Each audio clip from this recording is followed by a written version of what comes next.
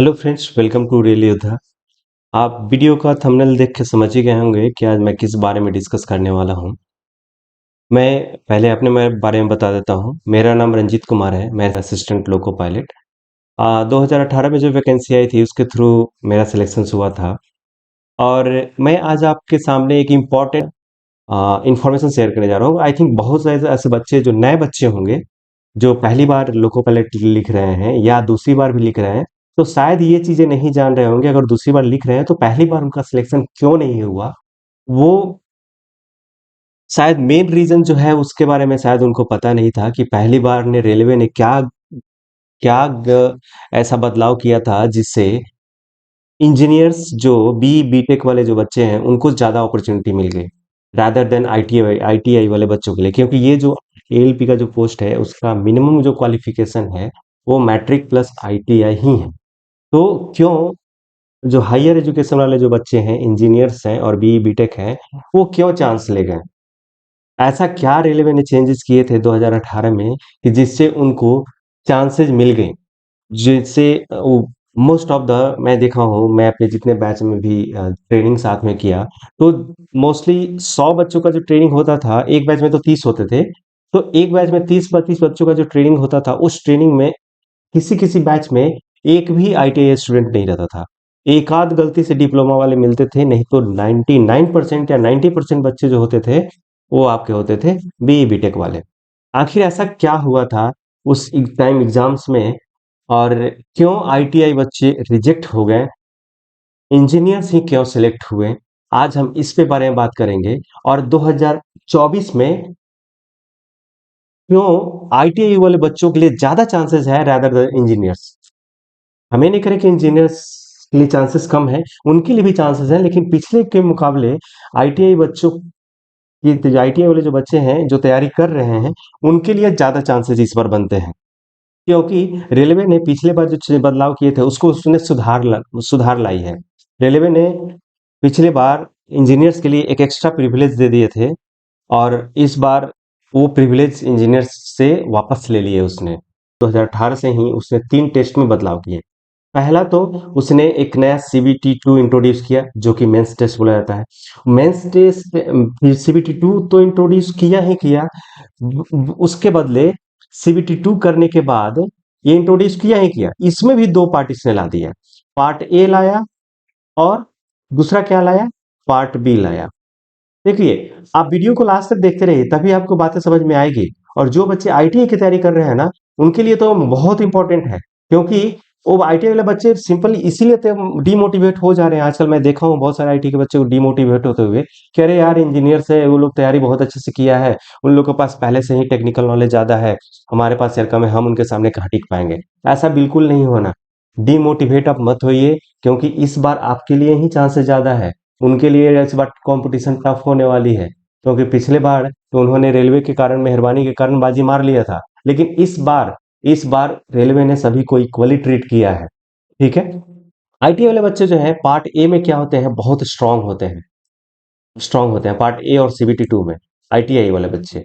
और क्या था इसमें भी, जो आईटीआई और इंजीनियर जो बी बीटेक जो थे, ये भी सेम ट्रीट होते।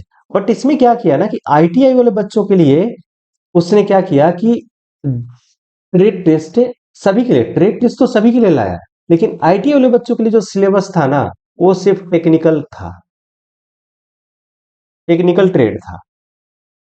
यानी कि जिस ट्रेड में उसने उनका आईटीआई था वही ट्रेड मिला था।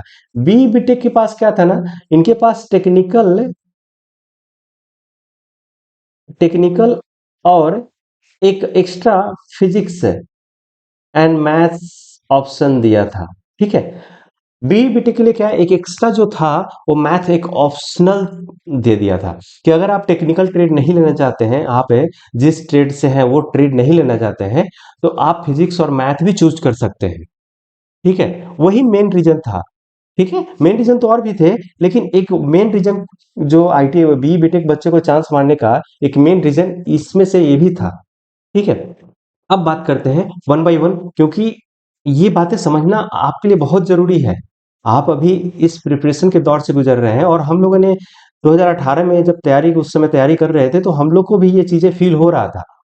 मैं मैं इसलिए बता रहा हूँ क्योंकि मैं खुद एक बीई बीटेक ग्रेजुएट ग्रेजुएट हूँ। मुझे पता है कि टेक्निकल ट्रेड कितना टफ था उस समय। नया इंट्रोडक्शन जो रेलवे ने किया था, न्यू किया था, क्योंकि उसके टेक्निकल ट्रेड से के रिगार्डिंग कोई भी सिलेबस और चैप्टर्स नहीं थे हमारे पास। ठीक है, टेक्निकल ट्रेड से कोई भी टेक्निकल जो ट्रेड इंट्रोड्यूस किया था नया, उसके लिए कोई भी हमारे पास से सिलेबस प्रीवियस ईयर क्वेश्चंस नहीं थे। ना हमें आइडिया था कि किस पैटर्न पे क्वेश्चंस आएंगे और कैसा लेवल रहेगा क्वेश्चंस का, बेसिक रहेगा या हार्ड रहेगा, या उसका क्वेश्चन का कंटेंट भी हमारे पास नहीं था। ठीक है, तो मेन जो बीई बीटेक का होने का चांसेस क्या था कि भी one extra optional subject for BE BTech candidates. Trade exam was new for the candidates of ITI. ITI candidates के लिए नया था exams. Most of the ITI candidates are unable to qualify the trade exam. इससे क्या हुआ कि maximum जो ITI बच्चे हैं वो तो ट्रेड एग्जाम ही क्वालिफाई नहीं कर पाए। सीबीटी 2 में बहुत अच्छे स्कोर लेके आए, लेकिन वो आईटीआई ट्रेड ही क्वालिफाई नहीं कर पाए, इसीलिए वो रिजेक्ट हो गए। ठीक है, अब एक्स्ट्रा ऑप्शनल सब्जेक्ट क्या क्या था इनका? पहला था कि फिजिक्स और मैथ, ये बहुत इजी ही सब्जेक्ट था। जो आप सीबीटी 1 सीबीटी 2 में पढ़ रहे हैं ना, सेम मैथ्स पूछे गए थे, सेम मैथ्स क्वेश्चंस थे। और सिंपल 11 टेंथ 11th का जो 11th का बेसिक्स था, वैसे क्वेश्चंस पूछे गए। मैंने खुद एग्जाम से दिए हैं। मैं आउट ऑफ 75 में मैं वो 70 प्लस मैंने स्कोर किया है, जबकि मैंने इसके लिए कुछ नहीं पढ़ा हूँ। मैं लिटरली बता रहा हूँ कि हम लोगों ने इसके लिए कुछ नहीं पढ़ा था। सिर्फ जो सीबीटी 2 और मैथ्स जो प्रैक्टिस कर रहा था, मैथ्स वही मैथ्स आए थे। ठीक है, क्योंकि हम लोग को इसमें कुछ एक्स्ट्रा एफर्ट डालने की जरूरत ही नहीं थी। और इंजीनियर्स होने का भी फायदा उन्हें मिला। जो इंजीनियर्स होने का फायदा क्यों मिला? क्योंकि फिजिक्स उन लोग का ऑलरेडी थोड़ा अच्छा होता है और मैथ बहुत बेसिक क्वेश्चंस पूछा था, इसीलिए उन लोग को चांसेस ज्यादा मिला। ठीक है, अब अब बात करते हैं कि 2000 आईटीआई कैंडिडेट्स के पास क्या था। अब आईटीआई कैंडिडेट्स को क्यों फेल हो गए इसकी बात करते हैं। क्योंकि आईटीआई कैंडिडेट्स के पास सिर्फ एक ही जो था, ओनली वन वन ऑप्शनल था। जो आप जिस ट्रेड से आप फॉर्म भरे थे, आपके पास उसी ट्रेड और उसी ट्रेड के रिगार्डिंग एक ऑप्शंस था आपके पास। बट वो भी टेक्निकल था, वो भी आपके लिए बिल्कुल नया था। फिर ठीक है, वो आपको बिल्कुल नया था, इसीलिए आप, क्योंकि आप उस चीजों से अवेयर नहीं थे, इसीलिए आईटीआई बच्चों के लिए ट्रेड एग्जाम निकालना टफ हो गया। और ट्रेड एग्जाम मिनिमम क्वालिफाइंग था। ठीक है, और ट्रेड सिलेबस पैटर्न के बारे में उन्हें बिल्कुल आइडिया ही नहीं था। ठीक है, क्योंकि रेलवे पहली बार इंट्रोड्यूस की थी। रेलवे ने ऐसा कोई बेसिक्स क्वेश्चंस नहीं डाले थे। ट्रेड से एग्जाम से रिलेटेड कोई ऐसा बेसिक्स क्वेश्चंस नहीं था कि किस पैटर्न पे क्वेश्चंस आएंगे। और आप रेलवे का सिलेबस देखने जाएंगे ना, जो ट्रेड का, इतना लंबा सिलेबस था कि वो सिलेबस देख के ही दिमाग चकरा रहा था सभी को कि ये कैसे होगा। फिर भी बच्चों जो मैं नहीं कह रहा हूँ कि कोई बच्चा सिलेक्ट नहीं हुआ है। बहुत से आईटीआई के बच्चे जो है मेहनती थे, वो सिलेक्ट लिए हैं, लेकिन उन्हें सिलेक्शन लेने में बहुत मशक्कत करनी पड़ी है इस 2018 में भी।